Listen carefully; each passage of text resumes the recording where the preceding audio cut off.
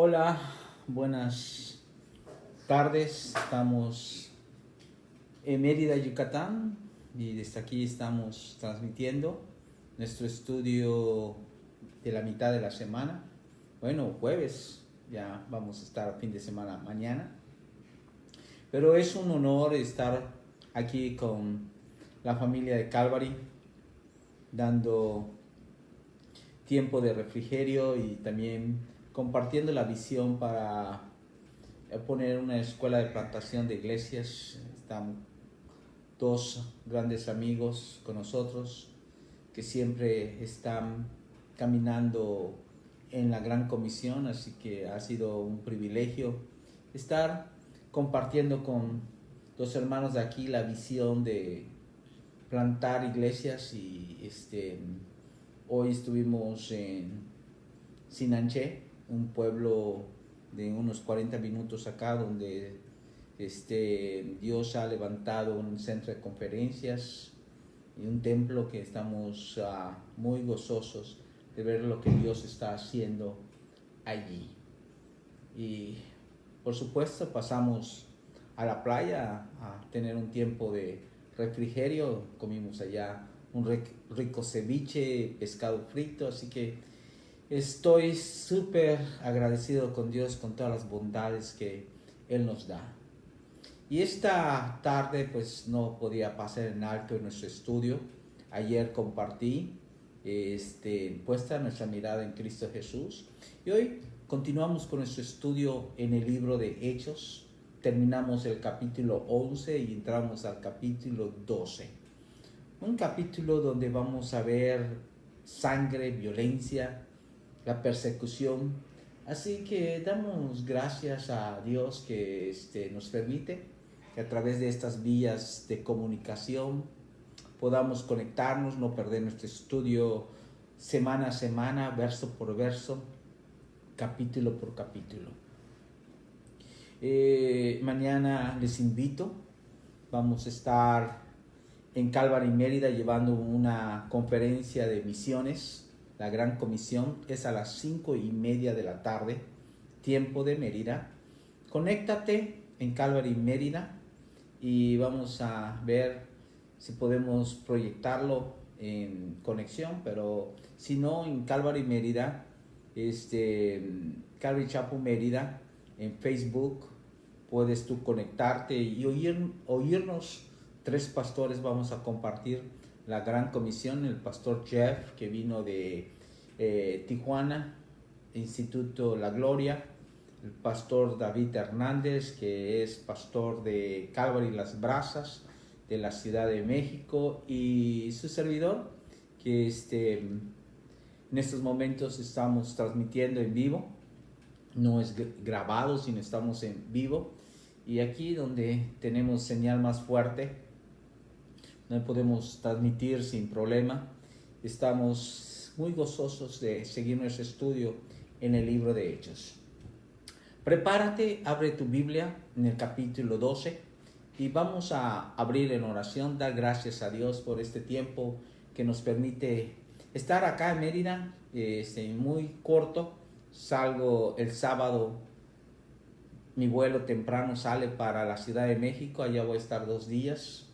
En la iglesia Las Brazas voy a estar, y damos gracias a Dios por estas oportunidades de continuar expandiendo el Evangelio, compartiendo la visión, compartiendo las experiencias que nos ha dado por tantos años el Señor, servirle, y sobre todo en el campo misionero. Así que capítulo 12 del libro de Hechos. Vamos a abrir en oración y entrar a nuestro estudio de esta tarde. ¿Me acompañas en oración? Padre, te damos gracias. Tú eres hermoso, maravilloso, Señor. Tu gracia nos sostiene, nos da fortaleza, nos rejuvenece, Señor. Nos das fuerza de búfalo. Y esta gloriosa tarde te pedimos que tú abras el entendimiento, abras el corazón de las personas al escuchar, sean sensibles a tu palabra. Oramos, Padre, que asimismo engrandezcas nuestro territorio,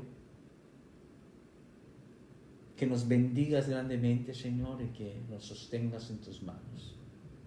Gracias, Señor, por este tiempo que me permites estar aquí en Mérida, Señor. Corto tiempo, pero con un propósito inmenso, Señor. Gracias, Señor, por la obra que tú tienes preparado antemano para que andemos en ella, Señor.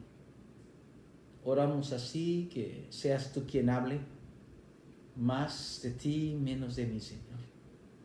Dedicamos este estudio bíblico para ti sea la gloria y la alabanza, Señor, en Cristo Jesús. Amén. En el capítulo 12 de Hechos vamos a ver la muerte de Jacob y vamos a ver los primeros mártires de la Biblia. Hoy en día vemos una gran persecución sobre los cristianos. Especialmente hay una revista que se llama y se publica Los Mártires. Y allí dan testimonio misioneros que han sido torturados, incluso misioneros que han sido decapitados, específicamente en ciudades y países que está prohibido hablar de Jesús. En el Medio Oriente,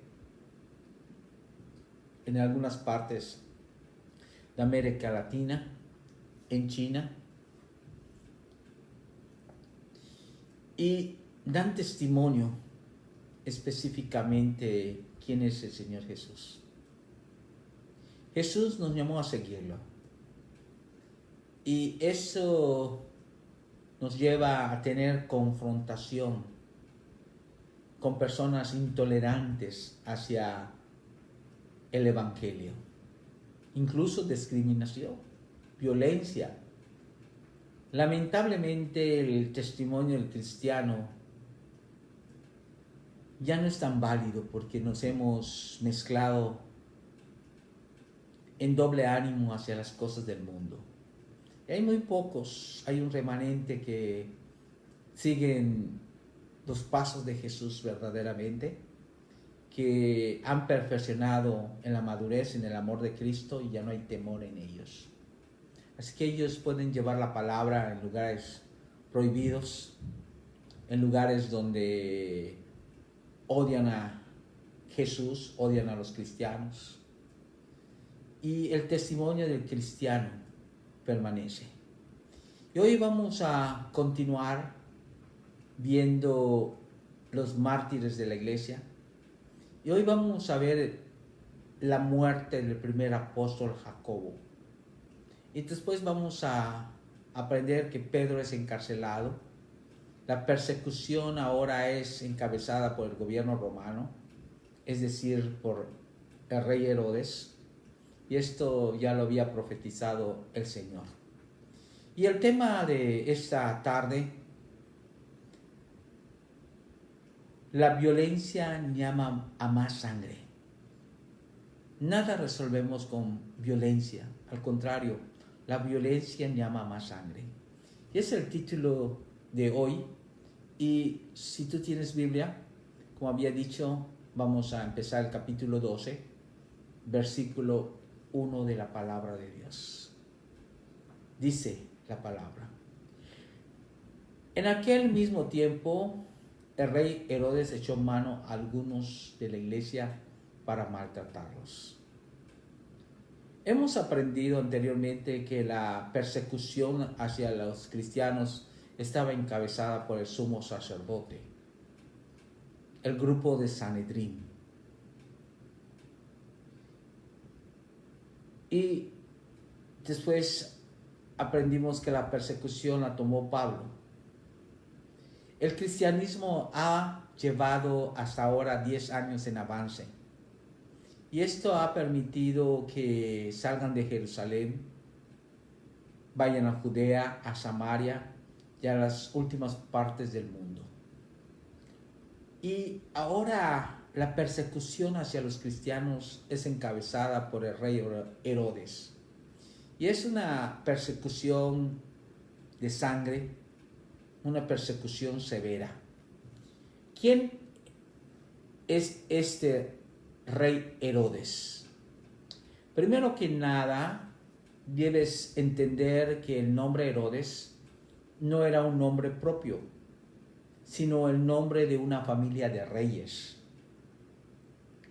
El nombre de este Herodes, quien mató a Jacobo, era Agripa I y reinó desde el año 42 hasta el 44 después de Cristo.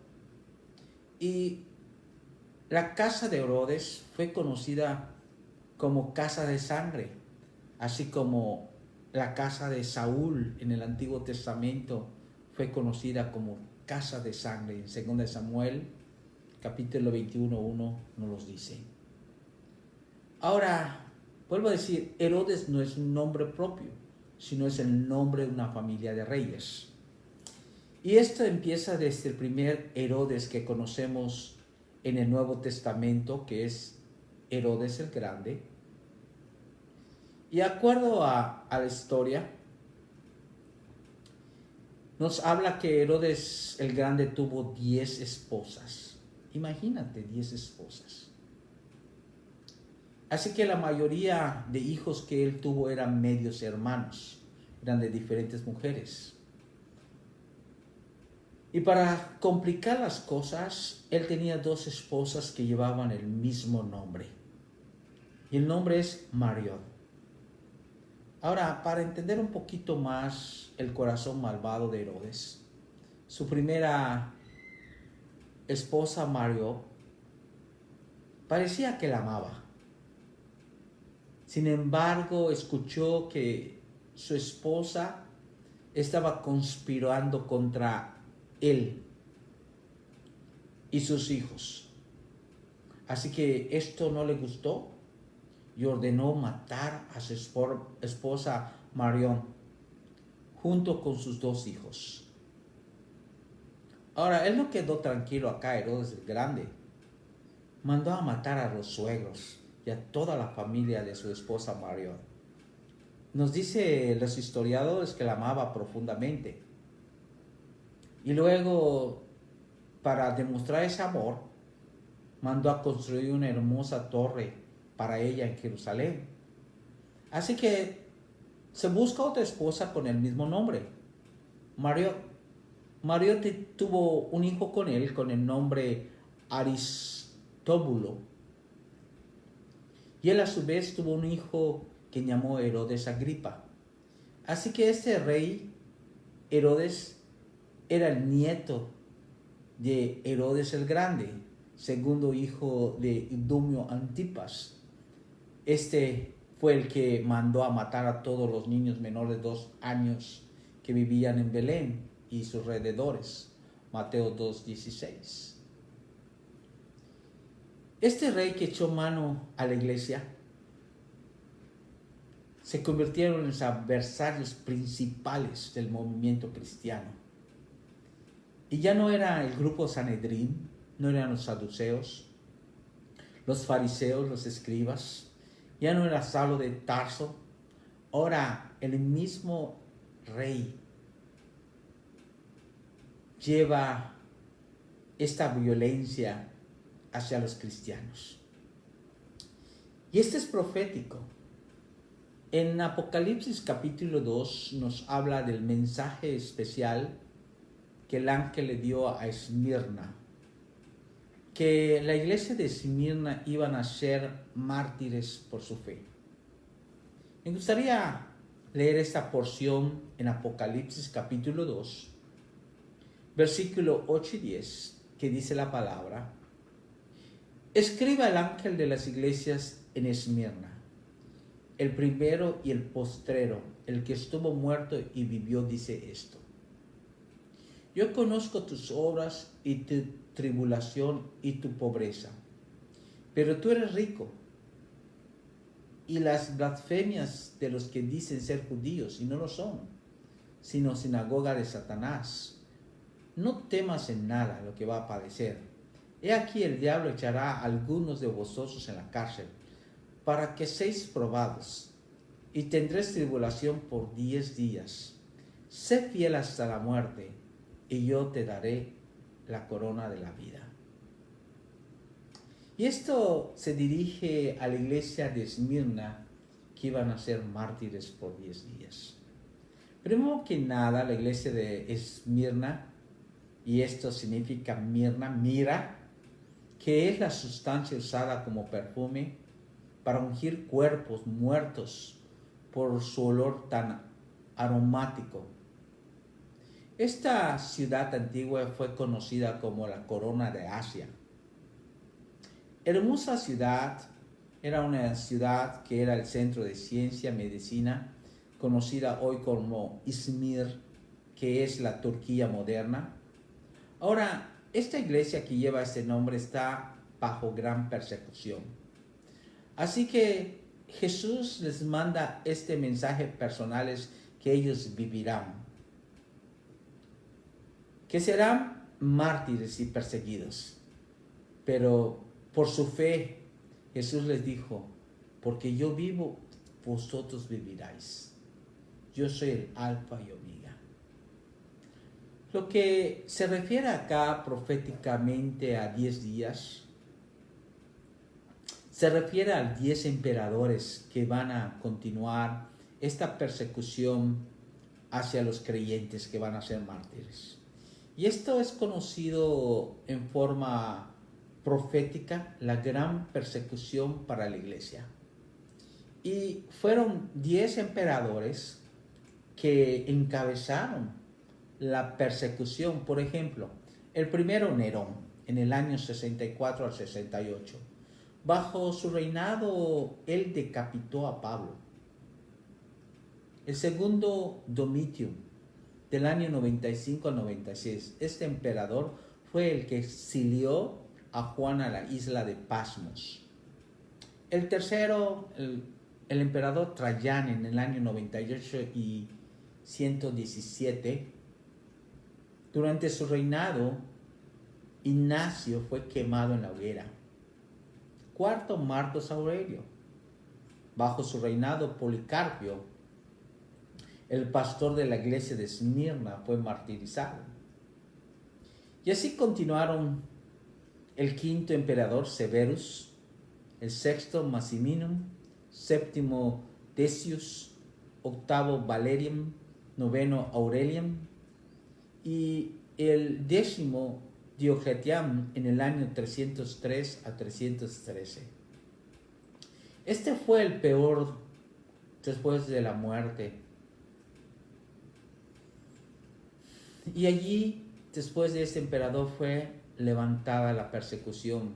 Entonces, 10 días se refiere a 10 emperadores que persiguieron a los cristianos.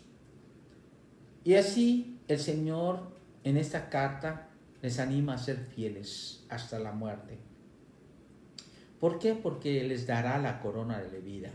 Y esta es la corona que significa vida. La palabra nos habla de diferentes coronas. He dado un estudio de las coronas que nos habla la Biblia. No es nuestro estudio de hoy, pero sí toco ese tema. Algún día voy a repasarlo de nuevo y enseñarlo. Versículo 2 nos habla: y mató a espada a Jacobo, hermano de Juan. Este rey, Herodes Agripa, mató a espada a Jacobo, que era el hermano de Juan, nos dice claramente acá. Estos, la Biblia los describe como los hijos del trueno, eran hijos de Zebedeo. Y estos dos formaban un círculo íntimo, muy cercano a Jesús. Jacobo, Juan y Pedro. Era el círculo más cercano que Jesús tenía durante su caminar terrenal. Y ellos fueron testigos de ocasiones especiales. Por ejemplo, ellos fueron testigos de la transfiguración. Jesús los tomó aparte y los llevó al monte y fueron testigos de la transfiguración de Jesús. Segunda ocasión íntima, cuando Jesús entró en la casa de Jairo, la hija de este centurión romano había muerto, y saca a todos de la casa y solamente permitió Pedro, Jacobo y Juan entraran en la habitación donde Jesús resucitó a la hija de Jairo. Qué privilegio es pertenecer al círculo más cercano de Jesús. Y tercer circunstancia íntima sucedió cuando Jesús estaba en el jardín orando en la noche que fue entregado. Les dijo a sus tres más cercanos discípulos, Pedro, Jacobo y Juan, que lo esperen allá. Los puso cerca de él y les encomendó que velaran en oración para que no entraran en tentación. Así que estos tres fueron escogidos para ser parte del círculo íntimo. Ahora, es interesante porque Jesús quiere que tú seas su círculo íntimo de amigos. Él te ha llamado al ministerio. Dice Juan 15, que Él te escogió.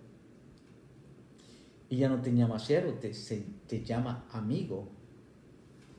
Aquí en la palabra nos dice que Herodes mató a Jacobo con espada. Fue el primero de los apóstoles que sufrieron el martirio, hijos del trueno. Sin duda, Jacobo se acordó de Jesús que había dicho acerca de él y Juan en Mateo 20:23. A la verdad de mi vaso beberéis, y con el bautismo con yo soy bautizado, seréis bautizados. Está hablando de muerte. Y esto se cumplió cuando Jacobo fue degollado. Seguramente Jacobo fue un líder dinámico. No nos habla mucho la escritura en detalles, pero podemos ver que habla más de Juan, de Pedro, pero no mucho de Jacobo. Pero sin embargo, yo asumo que era un líder, un siervo dinámico, al igual que su hermano Juan. La persecución ahora estaba en toda operación. Es interesante porque la muerte de los mártires, de los creyentes, tienen impacto en las vidas de las personas. La calidad de vida que vivimos es lo que realmente cuenta. Por ejemplo, Matusalén vivió 969 años. Hazte la pregunta, ¿qué hizo? Esteban, el primer mártir de la Biblia, fue martirizado también. Pregúntate, ¿qué hizo este joven? ¿Qué impacto tuvo en la vida? Jesús también vivió 33 años. Y pregúntate, ¿qué hizo? ¿Qué marcó la vida de Jesús en esta tierra? ¿Cuántos años tienes? ¿Y qué has hecho? ¿Cómo ha impactado tu vida a otras personas? Si has vivido tantos años y no has impactado a nadie, entonces no es una vida de calidad. Puedes tener pocos años y has impactado la vida de varios, entonces estás viviendo una vida de calidad. En Romanos 11:34 nos dice, porque ¿quién entendió la mente del Señor o quién fue su consejero? Por supuesto nos da tristeza cuando oímos la muerte de un pastor o un mártir cristiano. Nos da tristeza, pero miremos la vida de calidad que llevó en su ministerio. Es lo que impacta más. Y yo siempre tengo en cuenta Isaías 55, 8 al 9, que dice, porque mis pensamientos no son vuestros pensamientos, ni vuestros caminos mis caminos, dijo Jehová. Como son más altos los cielos que la tierra, así son mis caminos, más altos que vuestros caminos, y mis pensamientos más que vuestros pensamientos. Sí, tú tienes un plan, pero Dios lo puede cambiar en unos segundos. Versículo 3. Y viendo que esto había agradado a los judíos, procedió a prender también a Pedro. Eran entonces los días de los panes sin levadura. Sangre llama a más sangre. El enemigo nos atrapa y solo Jesús nos puede liberar y ser nacidos. Aquí nos dice que mató a Jacobo, después mandó a prender a Pedro y él notó que esto fue de mucho agrado a los judíos. Y nos habla la Escritura que era el tiempo de pan sin levaduras. Eran los días del aniversario de la muerte de Jesús. Los judíos usaron al rey Herodes como también a los romanos o cualquiera para llevar a cabo su propósito para extinguir la obra de los apóstoles.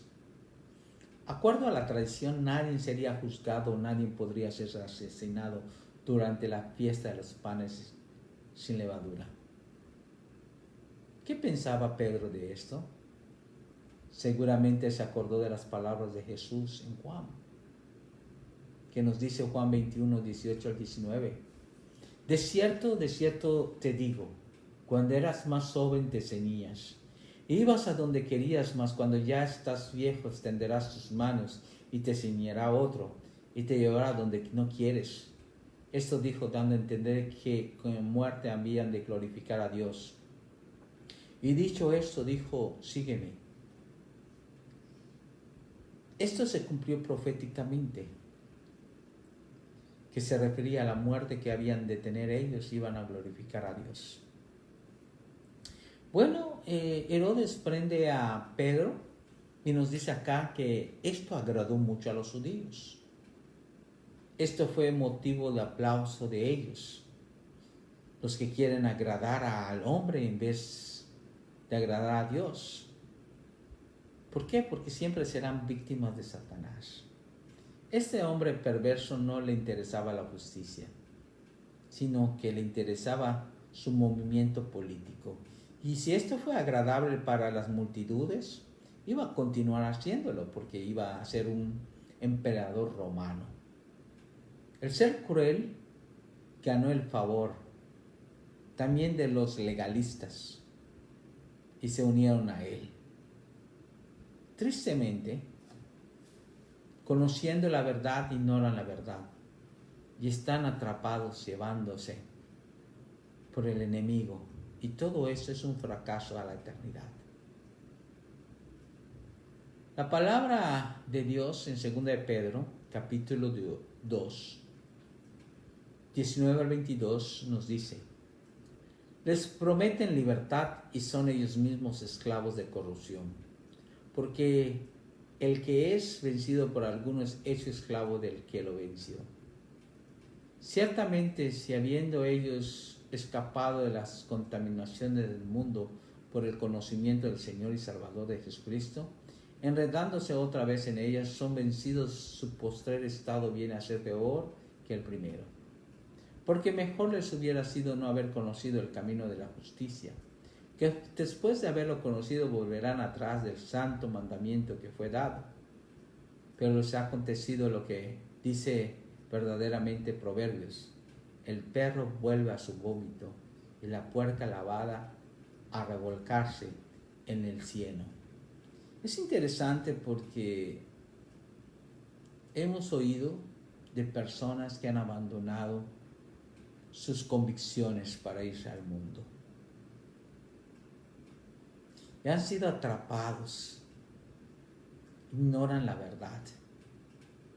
Y esto los va a llevar a un fracaso espiritual. Versículo 4. Y habiendo tomado preso, le puso en la cárcel, entregándolo a 4 grupos de 4 soldados cada uno, para que les custodiasen, y se proponía sacarlo del pueblo después de la Pascua. Vemos 2 detalles importantes en este versículo. Primero, puso 4 grupos de soldados, que esto da un resultado de 16 soldados para vigilar a Pedro. Tú te preguntarás, ¿por qué tanta seguridad? Seguramente se acordó de eventos anteriores donde Pedro escapaba y no sabían cómo pasaba. Acá quedó corto el Chapo.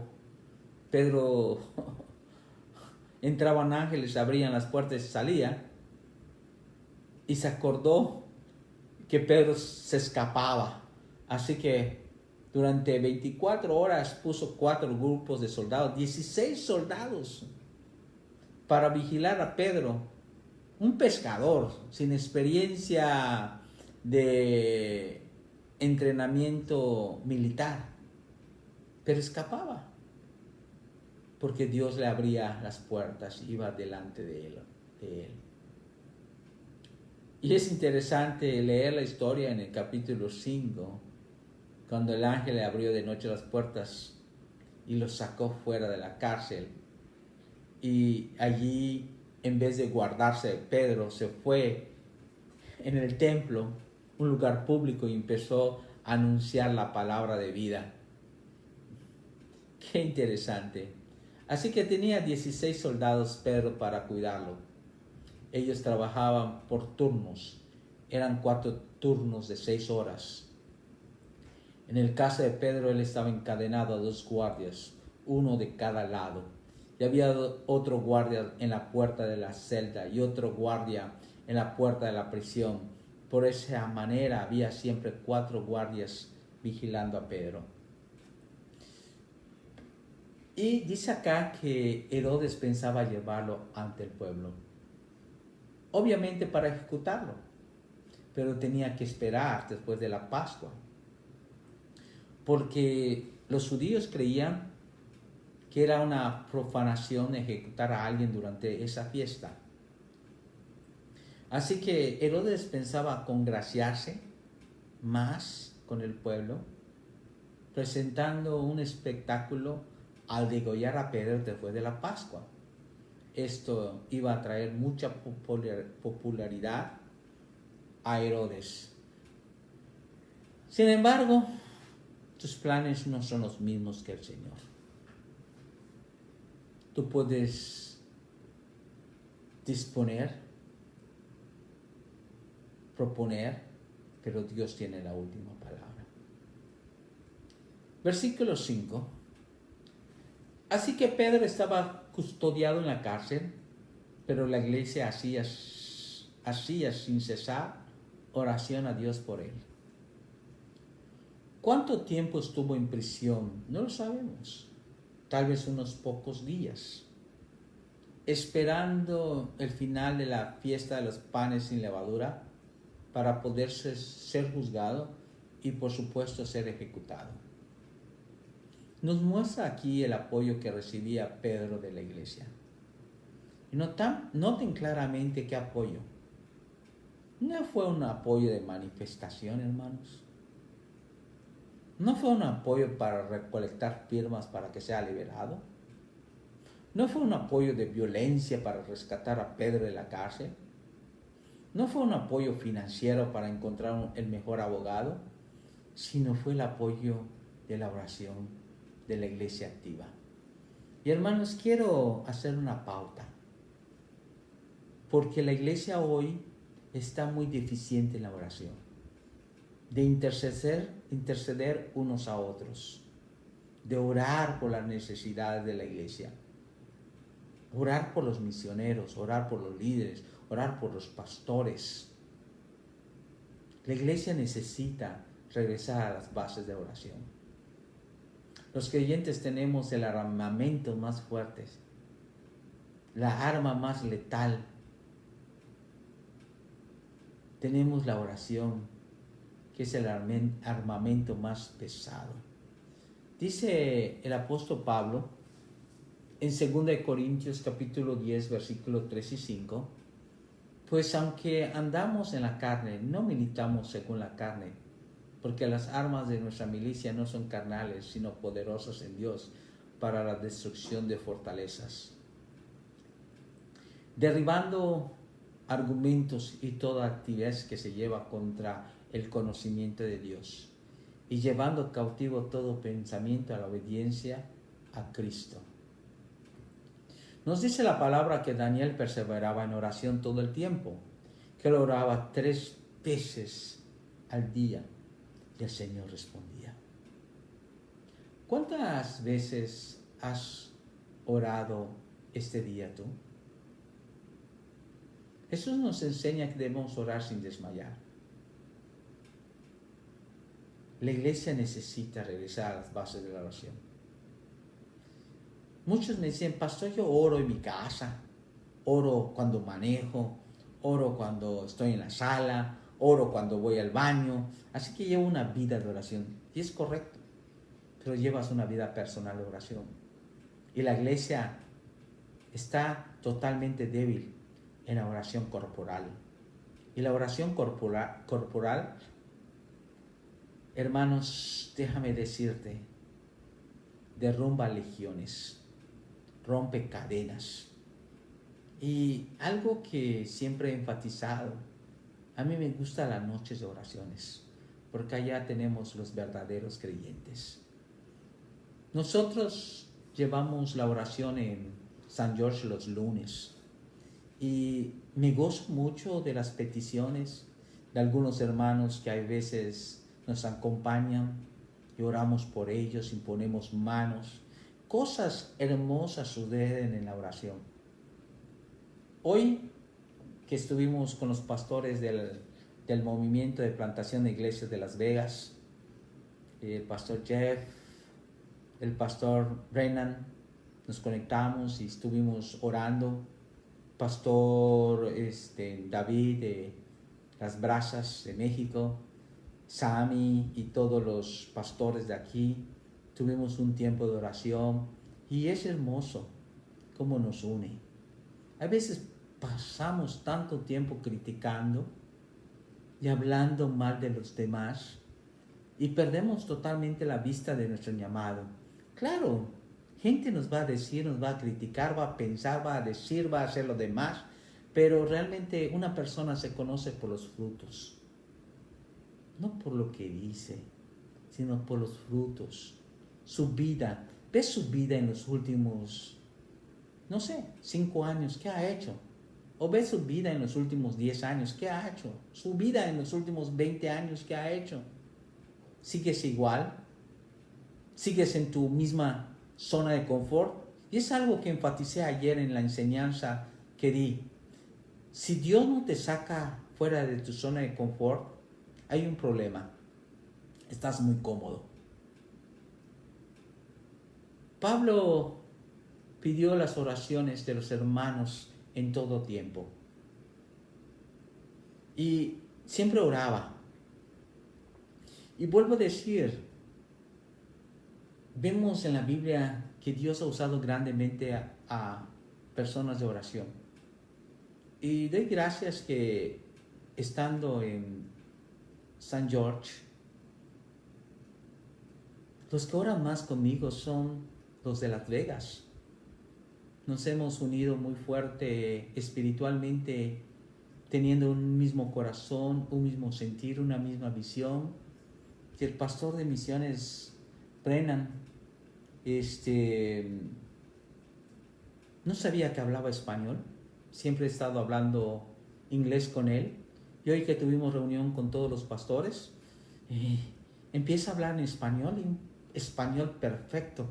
Y digo, wow, ya llevo casi 3 meses o 4 meses hablando con él en puro inglés. Y no sabía que podía hablar en un español perfecto. Y me sorprendió, y es lo que hace Dios. Te sorprende cada día de las cosas hermosas que tiene preparado para nosotros. En 2 de Tesalonicenses 3, 1 al 3 nos dice, orar por nosotros para que la palabra del Señor corra y sea glorificado, así como lo fue entre vosotros, y para que seamos librados de hombres perversos y malos, porque no es todos la fe, pero fiel es el Señor quien los afirmará y guardará del mal. Noten acá Pablo, todo un veterano en la palabra, y piden, oren por nosotros. Y algo que deseo pedirles, oren por nosotros. Dice Efesios 6, 18 al 19, orando en todo tiempo y por mí, a fin de que abrir mi boca me sea dada palabra para dar a conocer con denuedo el ministerio del Evangelio. Qué hermoso es. En estos primeros versículos que hemos leído hoy, hemos cubierto 5 versículos de Hechos 12, que empieza la persecución sobre los apóstoles, que sean mártires. Y podemos ver que hoy en día el cristiano no quiere ser un mártir. Y cuando digo mártir, la palabra se define en el diccionario que es una persona que vive sus convicciones. No es necesariamente que tienes que morir para ser un mártir. Vivir tus convicciones te hace un mártir, porque vas a ser odiado por otras personas, porque eres diferente. Así que les animo a que escuches este mensaje de nuevo, que veas lo que Dios está haciendo.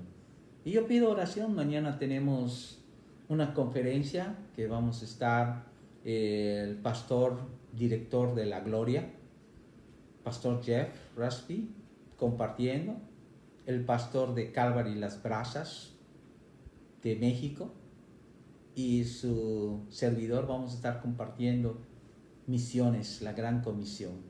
Pero quiero enfatizar, hay un costo para servir a Dios. ¿Estás dispuesto a pagar el costo? Muchos no están. Quieren servir a Dios, pero no quieren pagar el costo.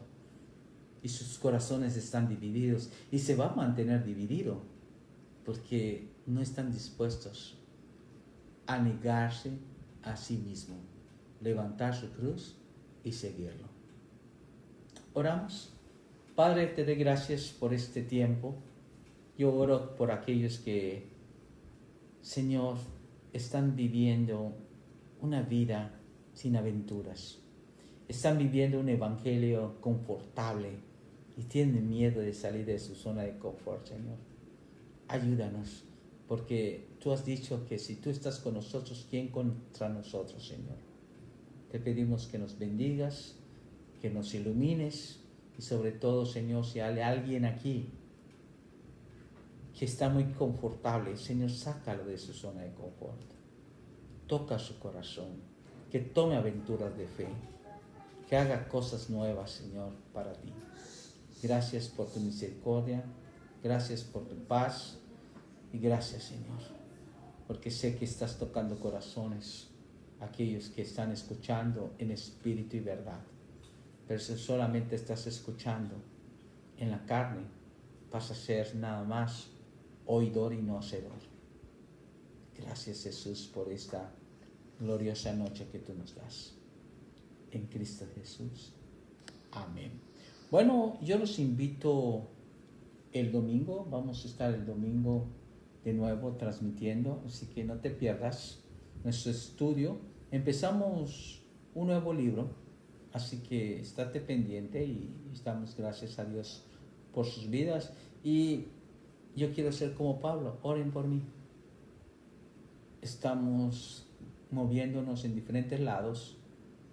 Estuvimos en Cancún, ahorita en Mérida, vamos a estar en México, y ya de México continuamos para Las Vegas, y damos gracias a Dios porque sé que Dios está con nosotros y manda a sus ángeles y nos guarda de todo mal. Bendiciones, hermanos, que la gracia y la paz del Señor sea con todos vosotros. Dios los bendiga. Buenas noches.